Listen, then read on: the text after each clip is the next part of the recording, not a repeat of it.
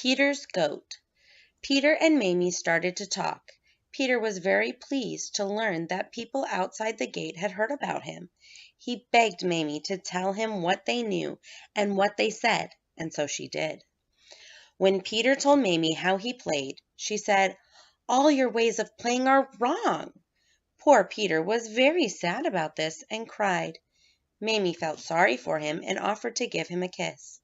Peter had forgotten what kisses were and held out his hand for her to give him something. Mamie didn't want to upset him, so she gave him a thimble that was in her pocket and pretended it was a kiss. Peter wanted Mamie to stay with him in Kensington Gardens. They started walking towards his boat, as it was nearly time for the gates to open. As they got close to the Serpentine, Mamie shivered and said, "I am not saying goodbye to Mother forever. I will go and see her often." Peter didn't want to tell her the truth because he was afraid of losing her. He liked her so much that he could not live without her. "Soon she will forget her mother and be happy with me," he kept saying to himself. When they got to the boat, Mamie said to Peter, "Peter, you know I will only stay if I can return to my mother whenever I want to." "If you are sure your mother will always want you," he said. This made Mamie cry. Peter sat down miserably in the snow. He told her the sad story of how he had been locked out. Just then they heard the sound of the gates opening, and Peter jumped nervously into his boat. He knew Mamie would not come with him now, and he was trying bravely not to cry. But Mamie was sobbing painfully, afraid that her mother might have got a new child to replace her already.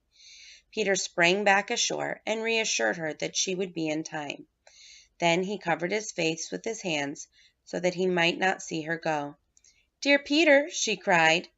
"Dear Mamie," cried the tragic boy. Peter hoped that one night she would come back to him, but Mamie never went back.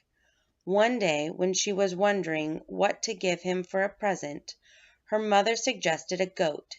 "He could ride on it," cried Mamie, "and play on his pipe at the same time." "Then give him your goat, the one you frightened Tony with at night," said her mother. "But it isn't a real goat," Mamie said. "It seems very real to Tony," replied her mother. The next day they went to Kensington Gardens, and Mamie left the goat in a fairy ring. She also left a letter to Peter explaining what she had done. She begged him to ask the fairies to turn it into a goat he could ride. So that is how Peter got the goat. He now rides round the gardens every night playing on his pipe. And Mamie kept her promise, and she never frightened Tony with a goat again.